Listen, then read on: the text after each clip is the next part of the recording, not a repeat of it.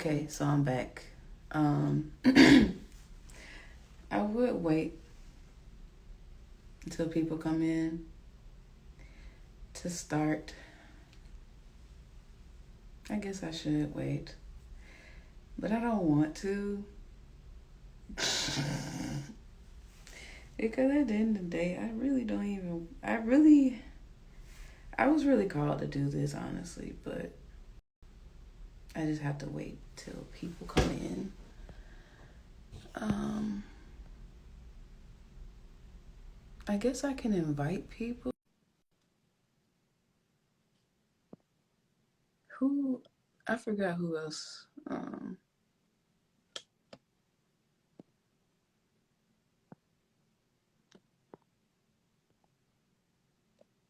I'm just inviting people that I know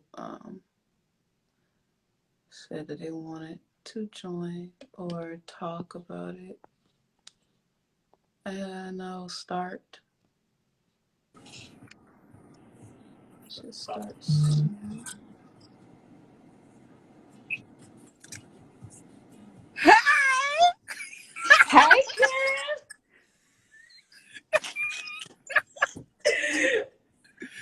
girl, I haven't even started yet. I don't be doing these lives like that, so I don't even know what the fuck I'm doing. So I'm just trying to. It's I'm been a just minute trying. since I've been on live, so I don't. No. Right. This car just pulled up beside me. I was kind of nervous, but yeah, Oh. I've been off of live for a little minute. No, for real. Yeah. I don't know how they do this damn thing. Okay, so yeah, I've been wanting to talk about this for a minute, and I didn't know how to do this thing, so I just been inviting people. I didn't know it can like invite you onto the live, so Yeah, it but can. we here now. We're here now. So Listen, I didn't do much research on the topic, so I'm just, it's not something to like research. It's more so like if you've experienced it or if you acknowledge that you've been traumatized sexually, And I should have said this was a trigger warning because this is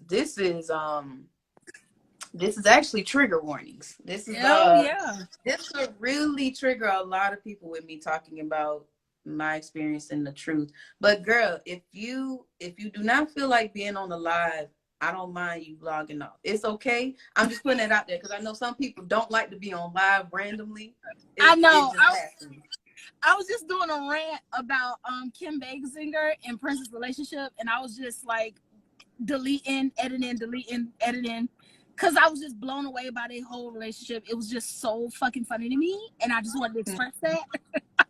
So then that's when I had saw that you had went live, and I was like, okay, fuck it, fuck that video. Let me go ahead back over here. I'm hollering. Because I knew you was gonna do this at 6, and I didn't want to miss it. So I was like, damn, I might have to. Yeah, no, I haven't started yet. I was going to, but I was trying to invite people on. I don't know how this, I don't know how this thing works. I thought you just invite folks.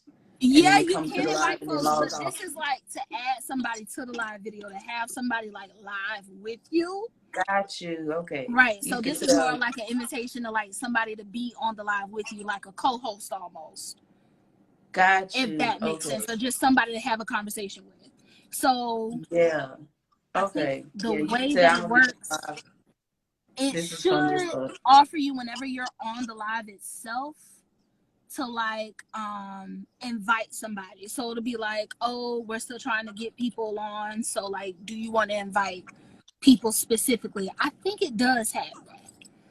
Yeah, it did. And I was just sitting here, invite to join. Oh, okay, I got it. Right. Makes more sense. My old ass don't know shit about this damn thing no more. They done changed so fucking much. They done changed so much stuff. I just stopped going live. I've been wanting to go live for a while, but I left that alone. I was like, that's not for me. No more. Yeah. But okay, let me stay on topic. Well, the reason why I've been wanting to talk about this for a minute is because it's been happening. Like it's literally been on my mind for months. And you know, in my past YouTube videos, I've talked about my experience and how much I've given myself away in different type of men. And I've Right. talked about it a lot. And so it's like, it didn't dawn on me until I followed that lady I tagged in my first post, Malia. And she was talking about how as Black women, Indigenous women in general, or femmes, we literally sit here and work ourselves to death and give ourselves away poorly. Meaning, like, we know, like, some of us women that know ourselves and know our discernment and intuition, but we still give ourselves away because of that trauma that we probably have not faced yet, that's, you know, in our womb space. Yeah.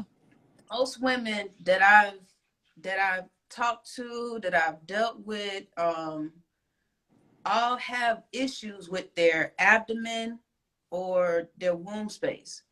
And 9 times out of 10, half of that is because of us giving ourselves away poorly. Like, we sit here and know a dude is not good for us. We get the signs. We see that he ain't good. We see that they're not the people that we need to be around. And yet we still continue to deal with them. We open our legs to these dudes, knowing that they ain't for us. I was about to say shit, but you know, some of them ain't shit.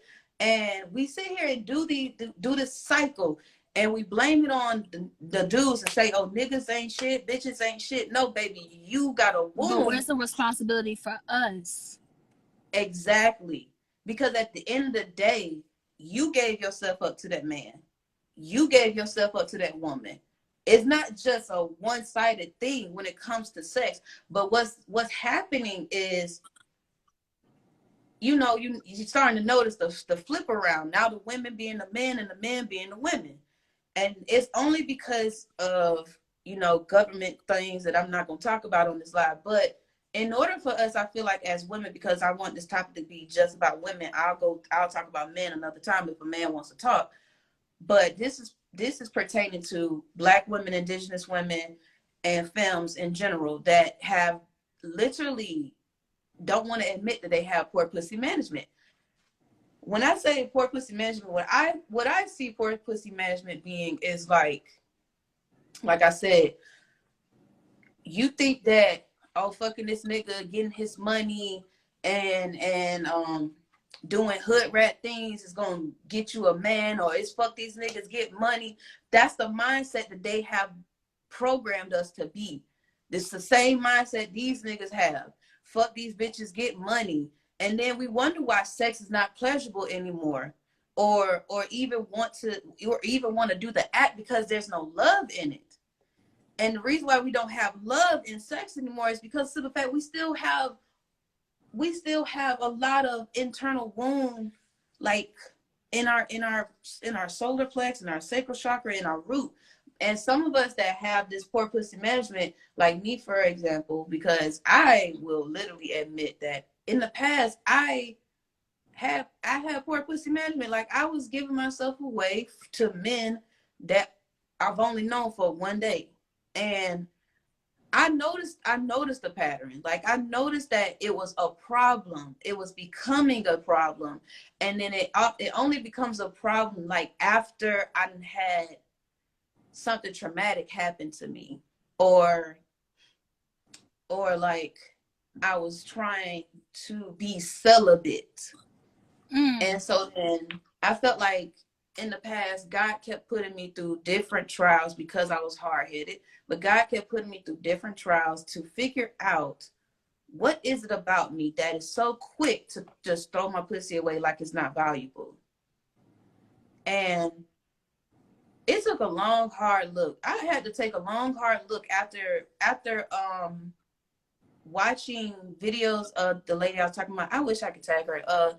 Her name is Malia, but I've always reposted her stuff a lot. And to my knowledge, when she brought it up, she was talking about how Rihanna is not married, but she has a baby from a nigga that's not her man, technically. And it's like, that's the pattern. That's the pattern with a lot of Black women. We sit here, well, have these dudes babies, but we're not married. And my thing is, or whatever, whoever you want to marry. My thing is, like, how can we sit here and easily give ourselves up to a man that's not even claiming us? I have a little bit of a explanation of that, because I think me and a coworker had a conversation about it. Me and another coworker at my job. She's a lesbian. So from a queer perspective, me myself being queer and a femme woman, like I'm a lesbian. So like I'm dealing with other women as well, but I'm dealing with more masculine women. And from that aspect, a lot of times, I guess there's this thing like when you're masked, you don't necessarily take care of yourself much. So you're putting a lot of feminine women in danger in that way too. So I had a conversation with this other coworker who was a stud, who was masked, and she was just like, well, why is it that, you know, some women are just very guarded in their behavior, especially when, like, you know, approaching other people or approaching other women in concerns to sex, the same concern that you're having. And I was just like, well, I think if we look at it from an early period of our childhoods, we are told that our bodies are not ours as women. And more specifically, as Black women, we're told that our bodies are not ours. Our body either belongs to the state, our body either belongs to this other man, our body is... So with that, on top of sexual trauma,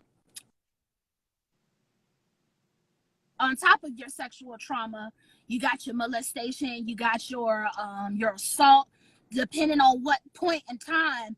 I know, just a little bit of disclosure for me, I know what happened to me in terms of my sexual trauma happened when I was 9. Then it went on until I was 15. So there was a lot of time where I was just like, what's going on? Or I felt like I had to be more sexual than I felt like I was.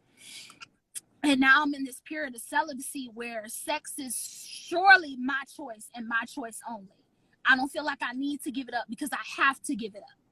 And I think there's a lot of women who are still at that stage that are just like, I am going to give it up, not because I want to, but because I feel like my body belongs to you. And in the dynamics of men, because before I even discovered myself sexually, I used to mess with men. I used to sleep with men. And a lot of times it would be from the necessity of, I have to be with this dude. I have to be with this guy because, you know, I have to feel like my body belongs. Or like, you know, at that certain part of a date where you're just like, okay, what's going to happen next? And you feel like you have to sleep with that dude. You have to sleep with that nigga, even though he not shit, even though you had to pay for the shit, even though you had to go half on the bill, you still feel like you got to lay down with him because you've been taught your mama had to lay down with your daddy, because what your daddy did, your auntie had to lay down with your uncle. It was like we had to do this. And now, like, we're at a time, we're still working on it. But I feel like we're at a time, especially with female rappers and whatnot, I feel like we're at a time where it's just like, no, nigga, you got to make sure you got some shit together first before I give it up. And even then, we still got those, you know, female rappers that are just like, I'm going to give up my pussy regardless. You know, I'm going to be careless regardless. It's still like we're at that point. But I think it's because of because of our sexualization as Black girls as well. Like, when we're young, we're told that our bodies are not ours. We're not owning our sexualities. We're not owning our sexiness. And not only that, we're not holding ourselves to a sacred standard. We're sacred beings by nature. And as Black women,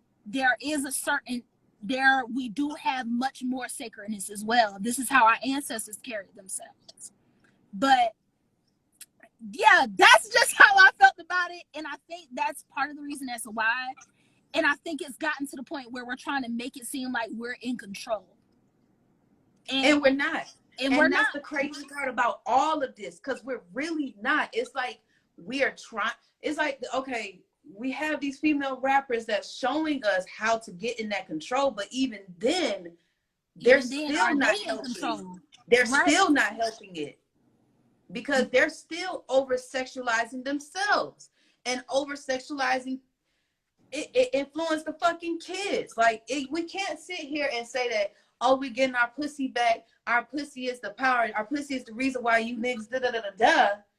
But you still fucking with old dude from 2016. That ain't pussy power, baby. That's poor pussy management. You gotta live. You gotta live by the sword. If you knew he was a fuck nigga by then, and you know he's still a fuck nigga now, why you still giving him pussy? Why you still fucking with him? Yeah. We can't sit here and just be like that, and I feel like that's the problem. That's one of the problems is the music that a lot of women listen to. I'm gonna be quite honest. I don't listen to Megan Thee Stallion no more. I'm happy for her. I'm happy for her success. I'm happy for her relationship. But baby, it's a contradiction when you saying fuck niggas get money while you with your nigga getting money. That's like confusing girls to be like, well, I can sit here and say this, that, and the third, but then I'm gonna be with my dude because my dude is the good dude. You're still manifesting that he could be a fuck nigga one day and he can flip the switch on your ass. Yeah. And then you gonna be mad and be like, oh, well, I just knew he was a fuck nigga. You still putting that energy out there. How can you sit here and say that, oh, fuck niggas get money, talking shit about niggas in your past, while you still got a new nigga right in front, right next to you? I don't know their relationship, but my thing about that is that's a contradiction. We can't sit here and keep rapping about these niggas ain't shit when we're the ones entertaining it.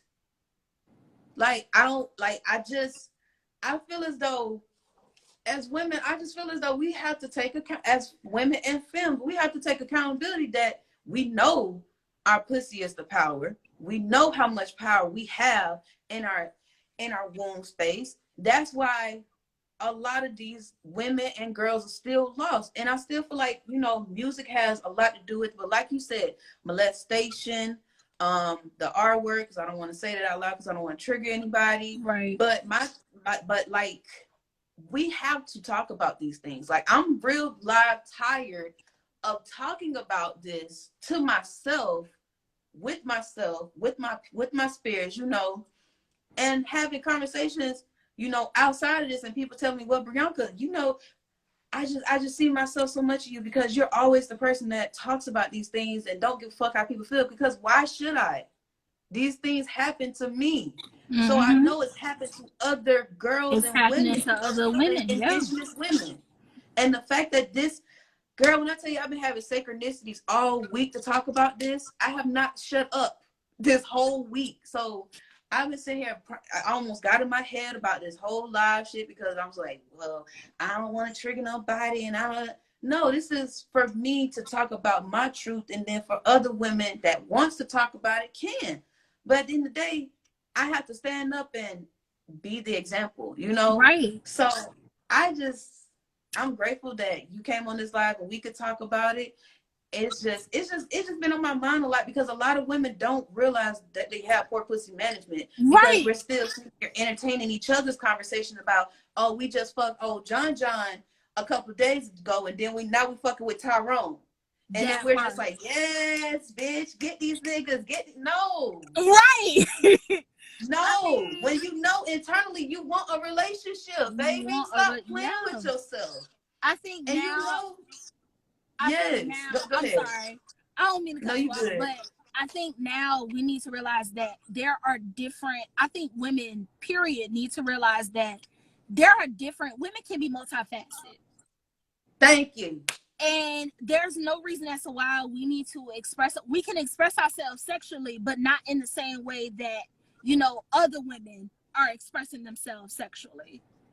And I think also at the same time, we need to also understand that there are different walks of life of being a woman. There's no really set way of doing this shit. And when we're talking about, your pussy management and hypersexuality, I think a lot of women have it in their heads that they should be hypersexual and able to express themselves and able to express their sexuality. But in the way that you want to show and view it, not just what society wants you to be.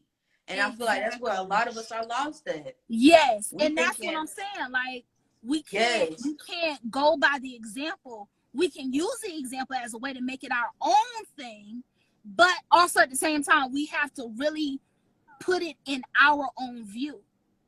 because my way of being, my way of being a woman is different from your way of being a woman, or my way of managing my pussy is a different way of managing your pussy, because it's very different. It's a different type of way. And when we're talking about sexuality and women expressing themselves and having sex with different niggas, you can't be sitting up here fucking around with fuck niggas too. Because also sex is a spiritual transfer. That's a behavioral transfer too. So think about what you're putting into yourself and putting out into the world.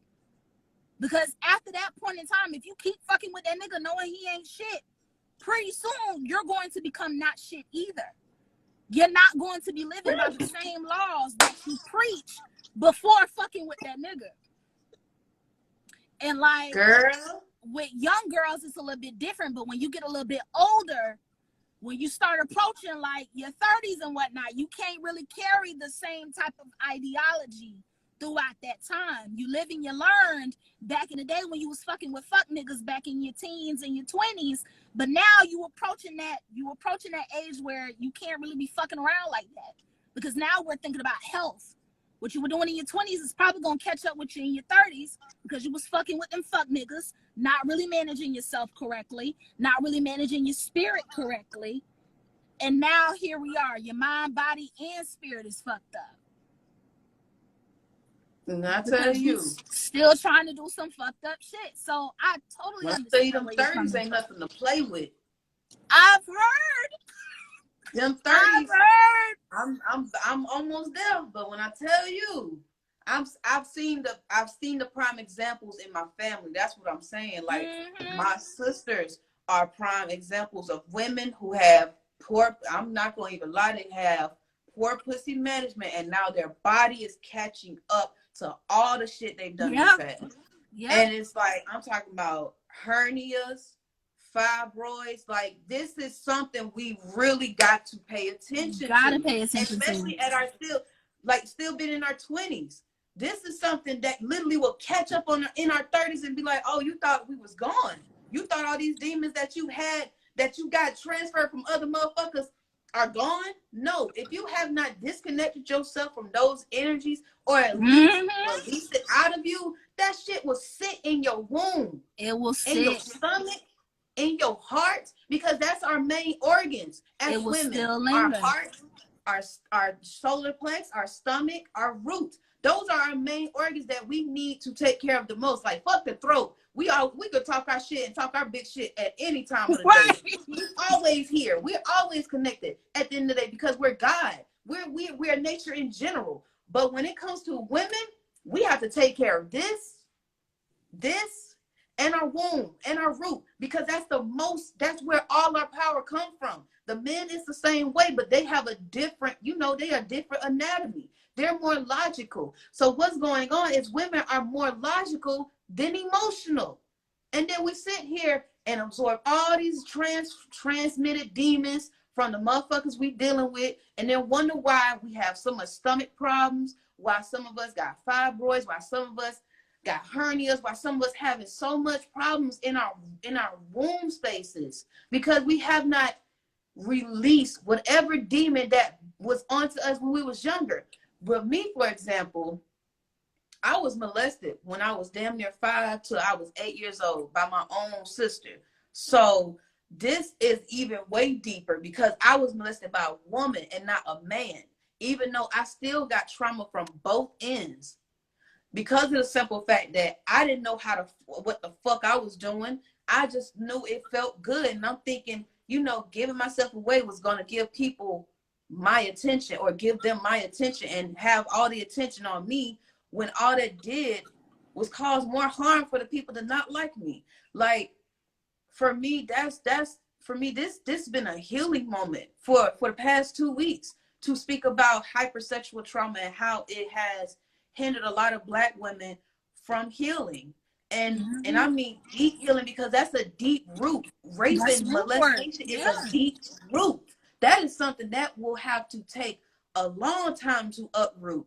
It depends on, like you said, our journey and how we've evolved during our management of our pussy. So with me, I just felt like, I'm not gonna lie, I can say in my younger 20s, I was bad at I was poor pussy management for real. I was out here wilding, didn't give a fuck.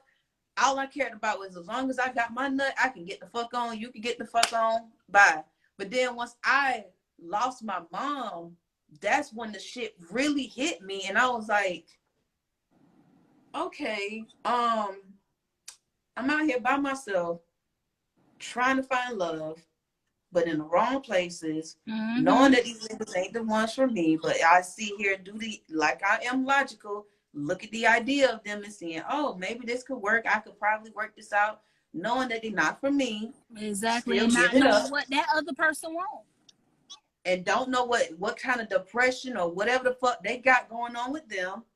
And mind you, I've done the celibacy for 2 years, everything. But it didn't dawn on me until I had a conversation with one of my friends the other day, yesterday actually, and she was talking about how even though you're celibate and you starve the demon, that doesn't mean that you got rid of it. Yeah. And I was like, damn, that makes so much sense. Why the fact that even though I can be celibate and starve the demon, that bitch will still be there waiting for the opportunity again to get re-energized. And the fact of the matter is, that's why I'm just like, it's nothing wrong with being hypersexual. Just find a way where it's with your